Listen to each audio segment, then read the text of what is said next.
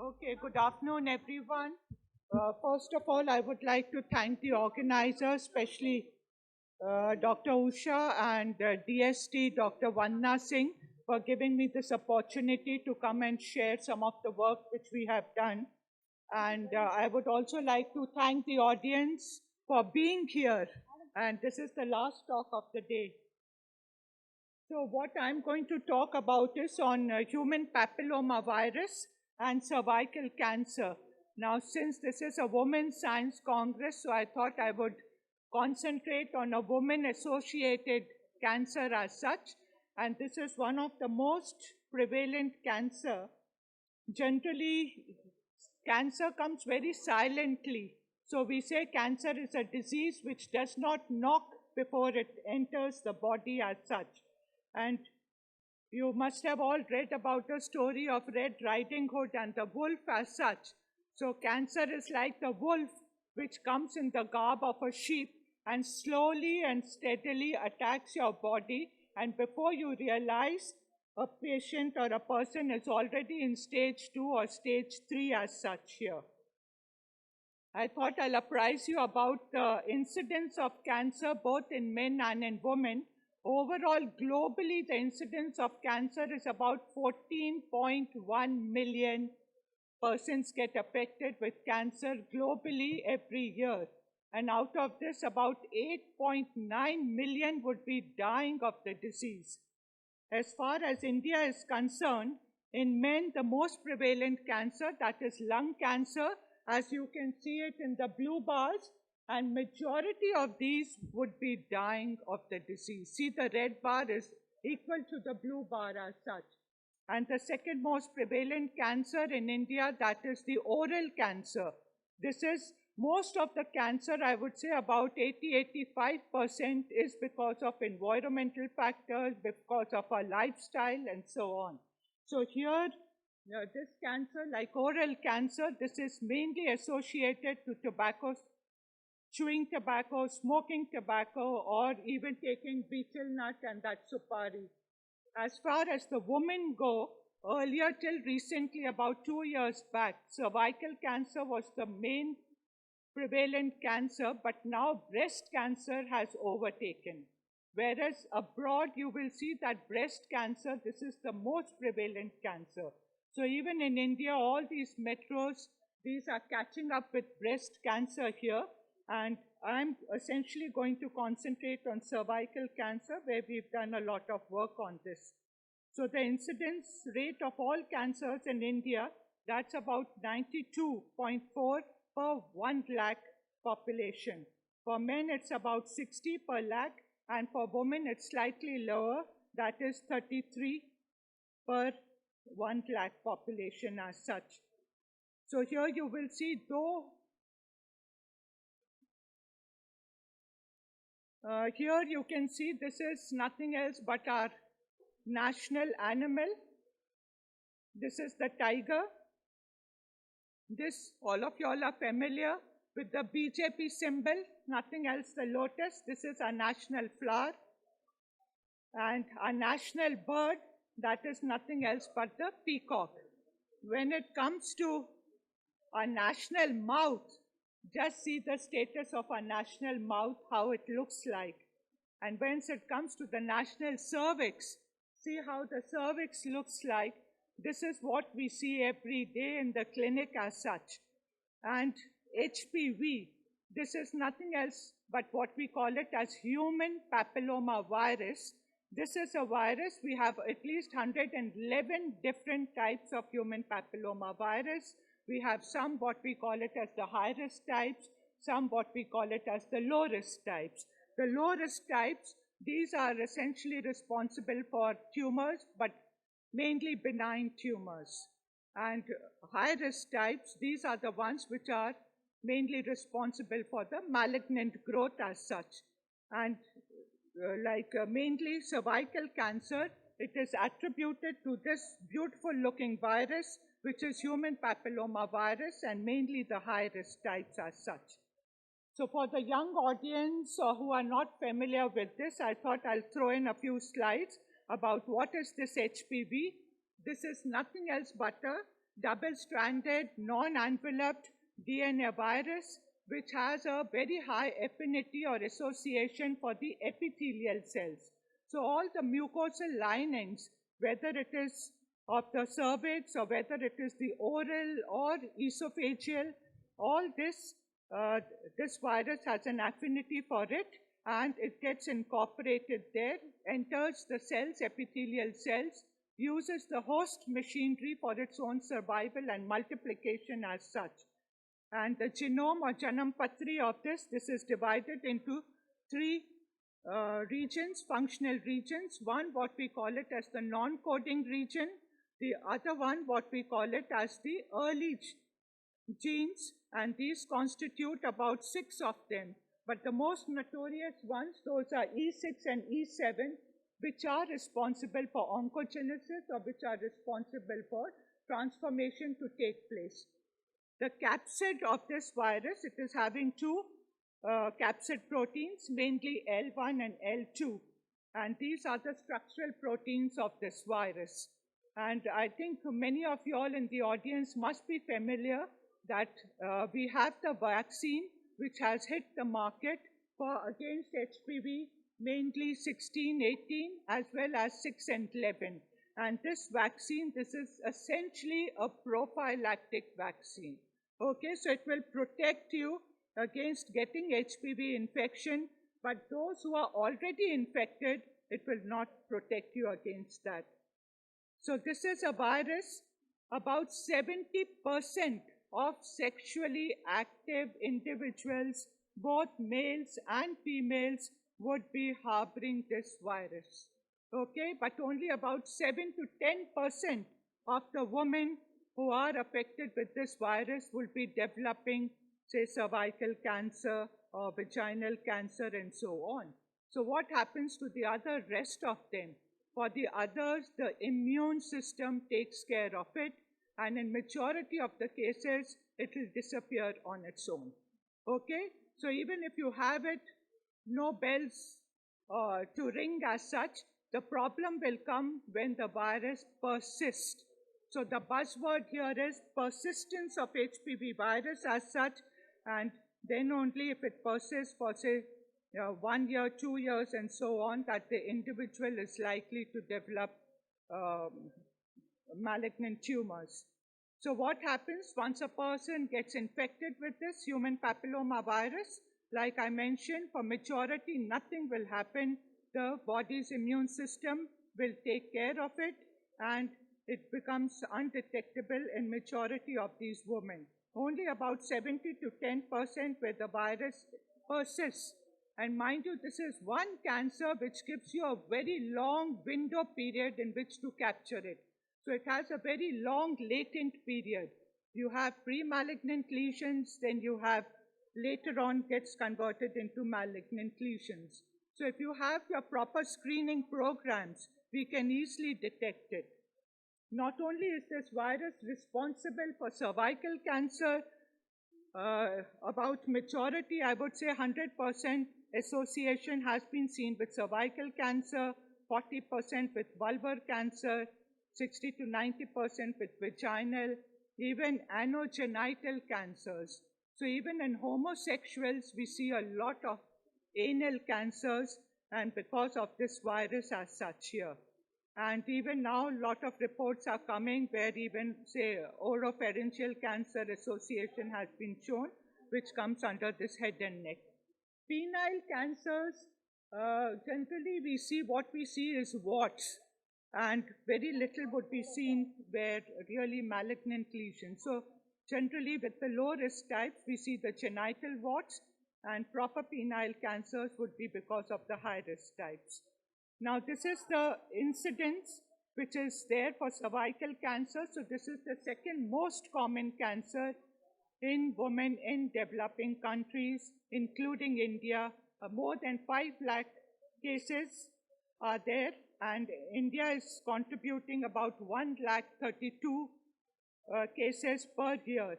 And see the mortality rate, more than 50% of these women would be dying because of this cancer as such here.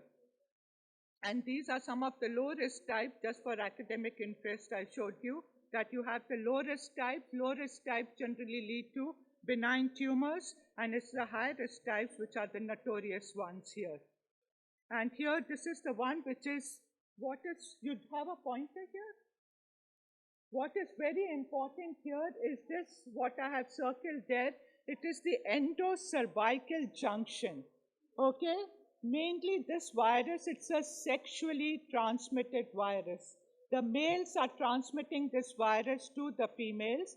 So you will ask me, why don't the males have cancer? Penile cancer, very low rate we see here. It is just because of the anatomical differences. It's in the females, this endocervical junction, which is very, very susceptible to any kind of trauma, any kind of abrasions, which helps the virus to enter the epithelial cell, uses the host machinery for its own survival as well as its proliferation.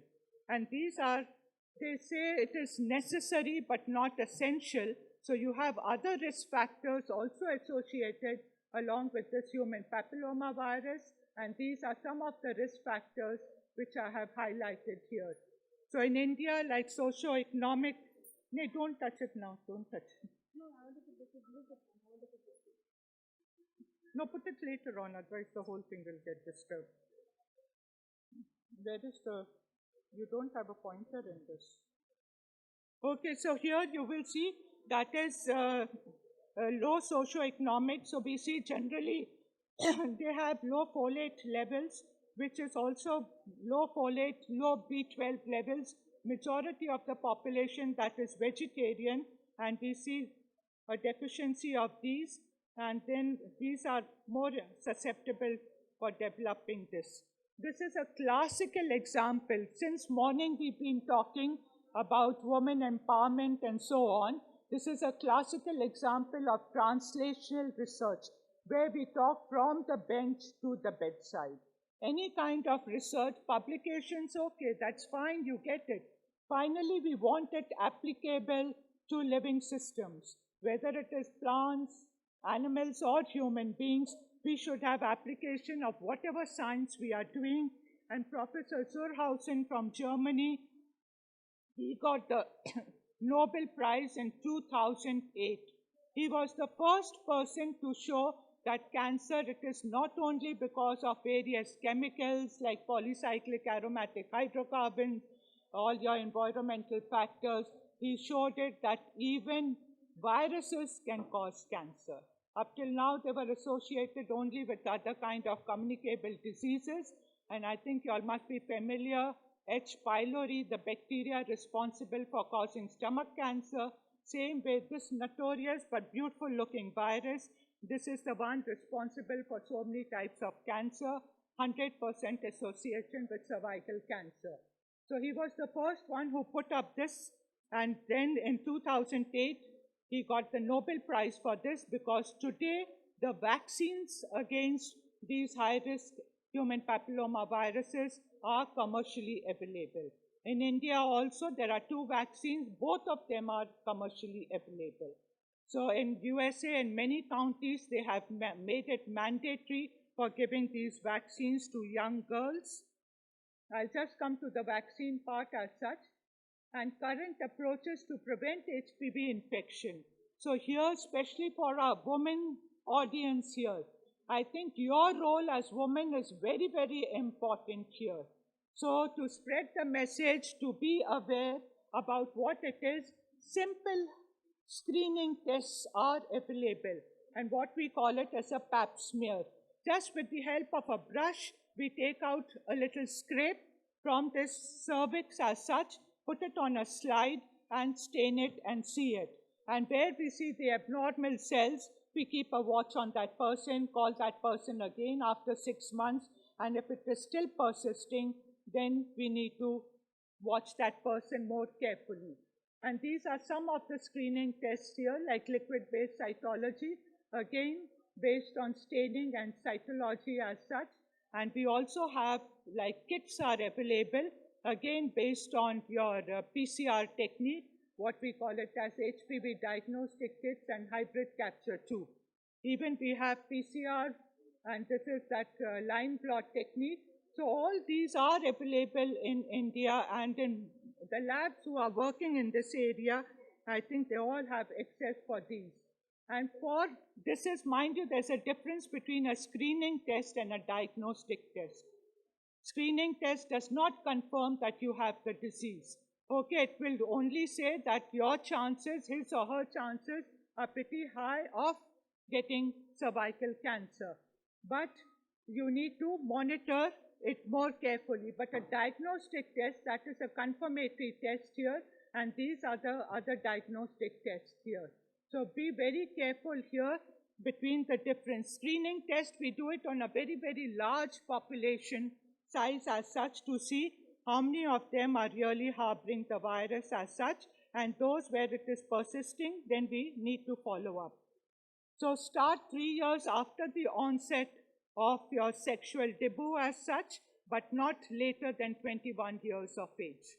All my women audience, this is very, very important as such here, that you need to start this PAP screening as such, then annually till the age of 30 here, and then if it is negative, you can give it a larger gap for your screening, and then if 3 consecutive after every 6 months it is negative, then you can increase the gap to about 3 years or so. And one should stop screening at the age of about 70 or so. Now this George Papinecolau, he was the one who made this PAP test as such. And this was way back in 1945. Till date, we are following this test where we take the cervical scrapes, we stain them, and see it under the microscope. But unfortunately, he did not get the Nobel Prize, though we are still following what he had sort of put forward and till date here. And these are the different stages of cancer progression here. So the virus that infects the normal cervix, and initial stages, you can reverse the process here. And then once it goes into, we call it as pre-malignant stages, what we call it as SIN1, cervical intraepithelial lesion, that is 1. Then we have SIN2 and SIN3. SIN3 is the point of no return, then it goes into the transformation stage, and one is likely to get the malignant disease. But before that, till SIN2, we can reverse the process as such. And here you can see those brown-looking cells, those are the malignant cells here. And then if you do that kind of acetic acid staining, you can see the white patch there in the cervix, showing you that the tumor is there here. And this is how it looks. See how the normal cervix will look after 10 years. That is how it has started. Another, after 15 years, that is high-grade cervical, squamous intraepithelial lesion, and see the full-born cancer here. So what I was saying, that this is one cancer which gives you a very long window in which to tap it. So you can screen yourself. That is why I suggested that screening should be started 3 years after starting the sexual activity, because this is a sexually transmitted virus here. And so within this 10 years, you can capture it, you can reverse the process. So this is one cancer which is preventable and which, if captured earlier, can be brought back to normal.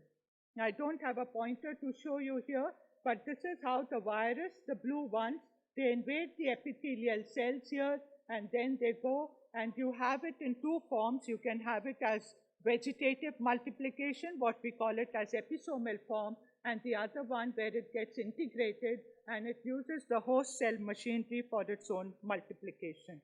I'm not going into too much of scientific details on this, and this is how carcinogenesis by HPV takes place here. Normal cell HPV infection, majority it will clear, the host immunity will take care of it. If it doesn't, then it goes. And mainly the most notorious genes here are the early genes E6 and E7, which act as oncoproteins, and what they do is they suppress both these tumor suppressors, that is P53 and retinoblastoma.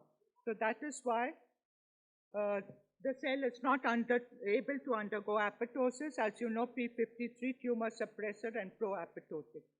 Now, these are some of the symptoms seen here. Many times, symptoms come up, but still we ignore it, saying, no, it might be a common cold, or it might be just a little microabrasion, and so on. For heaven's sake, it is your body. You have to take care of it. So don't ignore yourself as such. Any abnormal bleeding between the periods, during intercourse, or even after menopause, these are some of the symptoms where alarm bells should ring here, and then you need to go and consult your gynecologist here. And diagnosis, we do diagnosis with cervical smear as such here. We do it with colposcopy. This is a little instrument which is inserted into the cervix, and then we do acetic acid staining and look out for these white patches. Or a small biopsy sample can be taken and then slides prepared and seen under the microscope. Some of the treatment options for this are, that is LEAP. This is nothing else but a wire, which is a loop, which is taken, and it's like a loop, and you cut that tumor with it. Or we can use cryotherapy, give it like a cold shock, and bone biopsy. And in cases like with a full-blown cancer, it's better to remove the uterus completely, and cervix also gets removed with that here. We have done a lot of work in different aspects of it. Like my title showed, we have taken a multidisciplinary approach to this. So we did this. This was an urban slum in Delhi, and we did on a population size of about 1,300 women as such here. These were, mind you, normal, healthy women in the age group of, I think they were 16 to 26 years old. And see the infection, we found the infection in 110 of them. So that is about 8.4%, which is rather low. Other parts of India, they have reported as high as about 12% or so.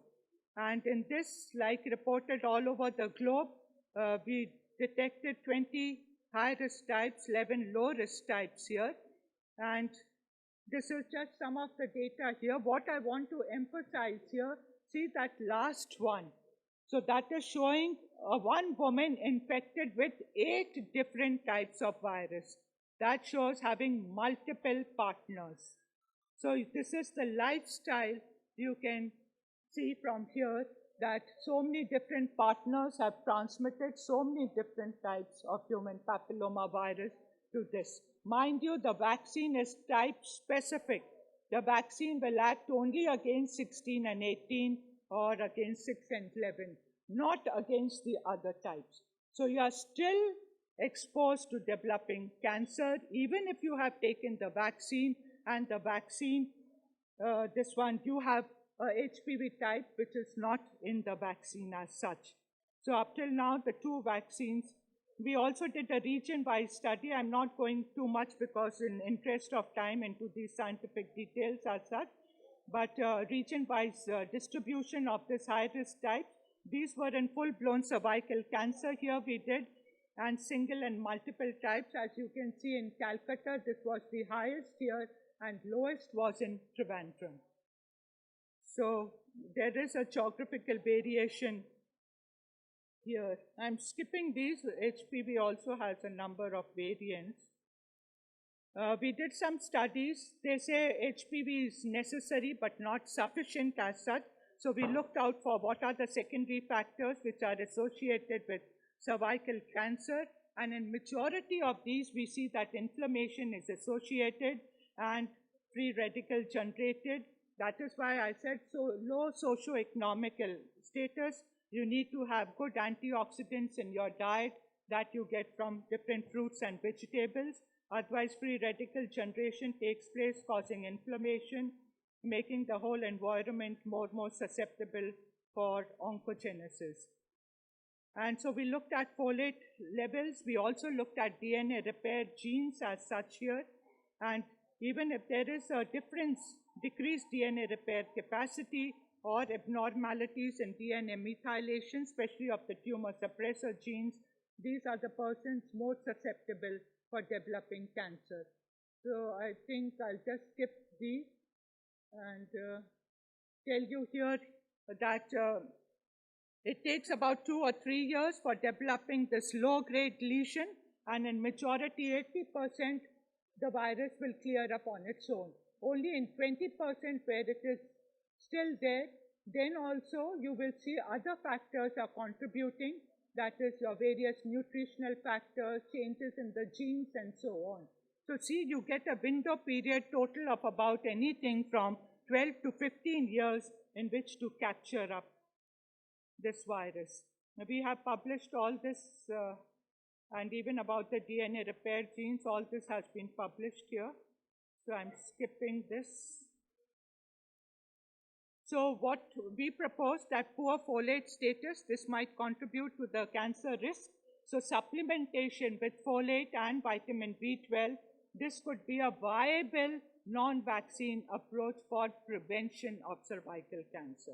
So you don't even have to take the vaccine, just your good nutritional status, having enough of these vitamins should give you a better protection here.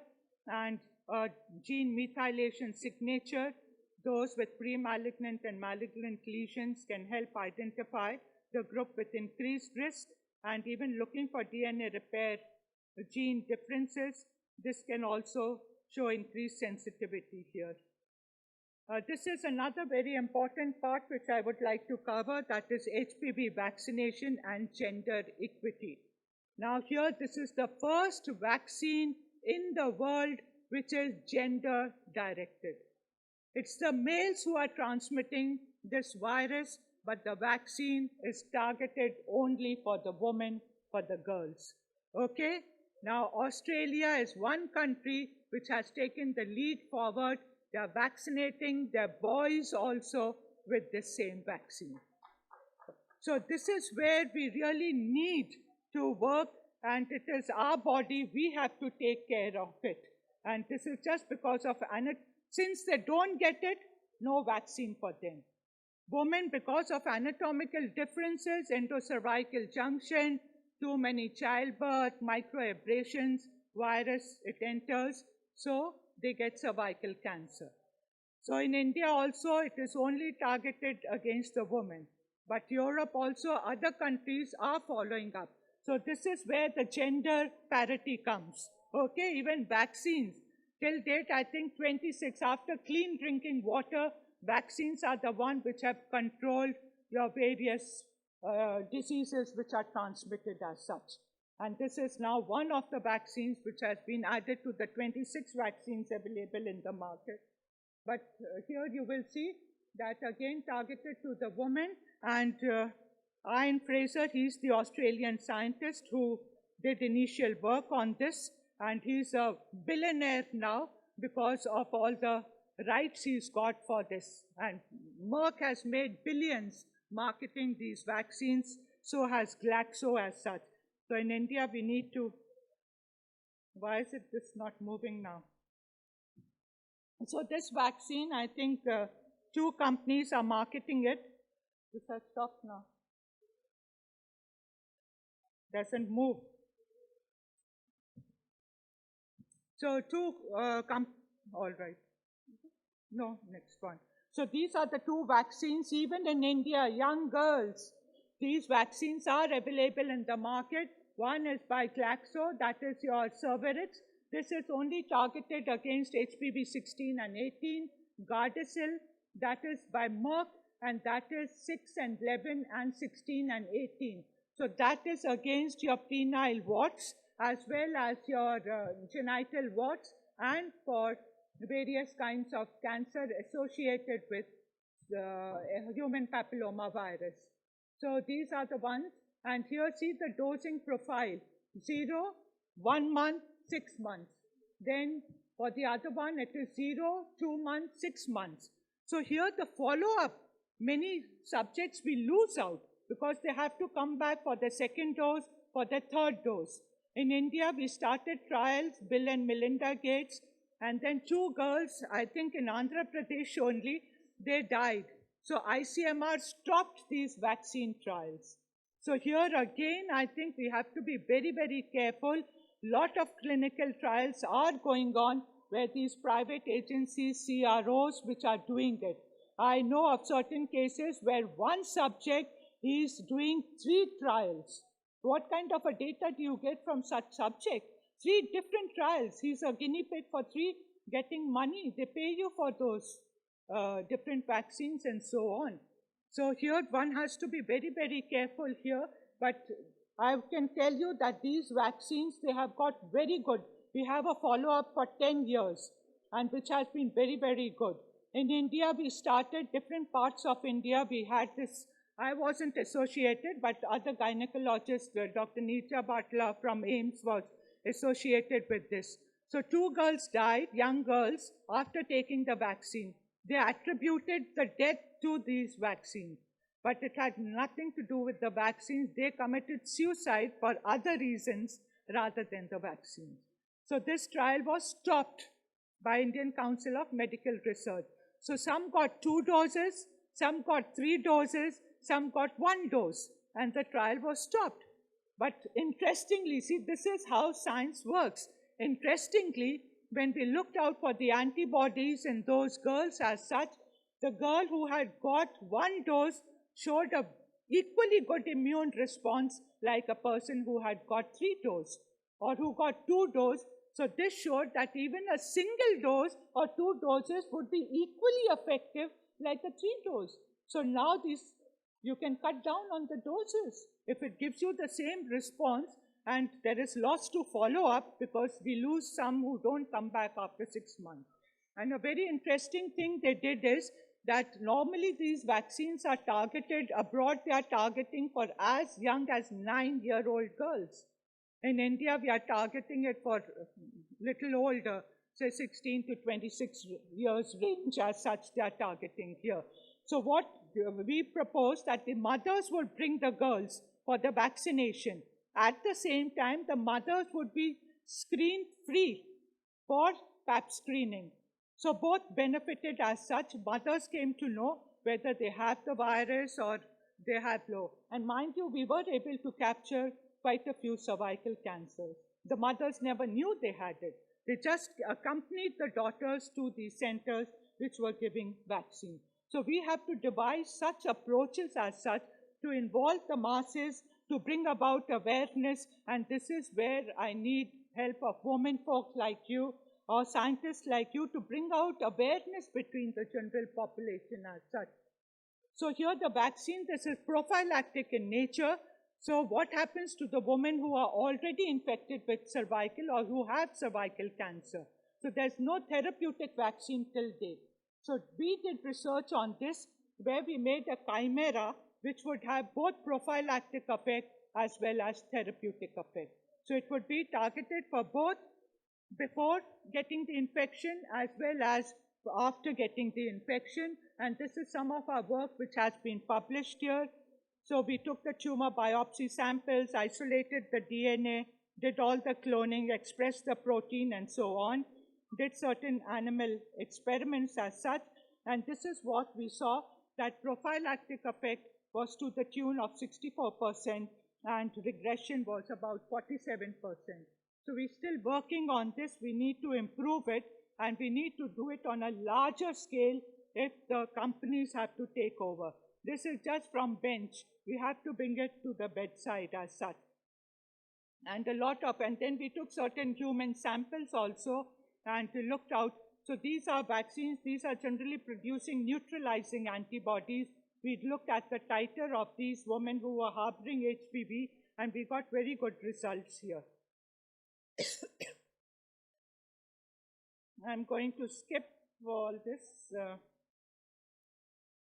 So effect and intervention, impact of different HPV vaccines. Okay, each thing has their shortcomings. So we need new intervention measures where we need to have our screening programs. Abroad, cervical cancer has come down because their screening programs are in place. India, with such a large population size, rural areas, we still do not have the screening. This is where I would request the government agencies that we need proper screening programs. Big cities, yes, but smaller places, we have to have them. And here, instead of a clinician taking the samples, we taught the women to take their own samples. So cervico-vaginal self-sampling, and mind you, the results matched 100% to the samples taken by the clinicians here. And HPV vaccine, there should be gender equity in this. I would say vaccinate both boys and girls, because after all, it is the males who are harboring this virus and transmitting this virus. So it's just to summarize the key issues. HPV infection is the cause of cervical cancer, and this can be prevented because of the large latent period. As such, every woman should undergo screening for PAP here, and good quality, just visual inspection with acetic acid, just 5% acetic acid. Most of these outdoor clinics also are equipped with this. But screening should be continued even after taking the vaccine here. This even WHO advocates for this year, and we need to develop these vaccines which are commercially available. They are quite cost prohibitive, 1,200 rupees for each dose. We need to have something here, and this is where India, we need to have something which would cost, say, about 40, 50 rupees here, so that we can cover our masses here. And so we've taken a multi-targeted approach here. We've done screening, and then we've done vaccine approach. I never showed you the data. We have also seen with curcumin that can act as a very good chemoadjuvant as such. So we have to take a multiple approach for attacking any kind of cancer or any kind of disease. And these are some of my PhD and MD students who helped me with this work as such, and DBT for their financial support here. So the most important carry-home message from my talk is that HPV and cervical cancer, this is one cancer which is preventable as such, provided we detect it in time. So, united by the ideals of fight against this emperor of all maladies, I think many of you all might have read the book also on this. Let us fight together here, take a multidisciplinary approach to attack this particular cancer.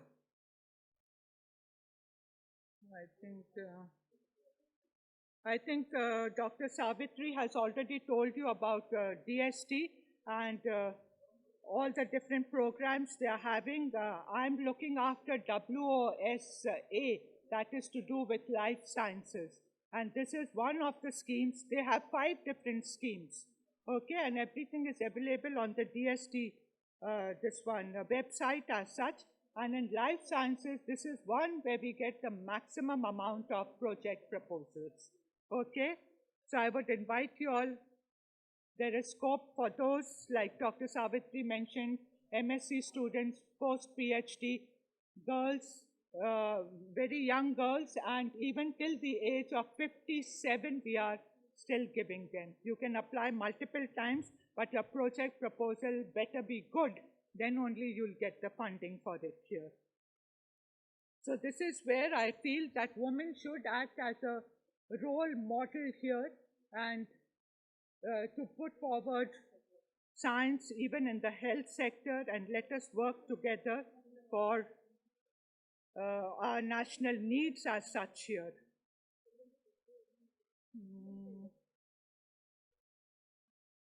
This is that DST Kiran program here, and this is aimed for women scientists here who've had a break and so on. So in the end, I would say that for the women to be honored, I think we should honor ourselves here, and we should work very hard, very sincerely, and make our presence felt as such. And especially be role models, especially cater to things which are affecting our own health as such here. Thank you for your attention.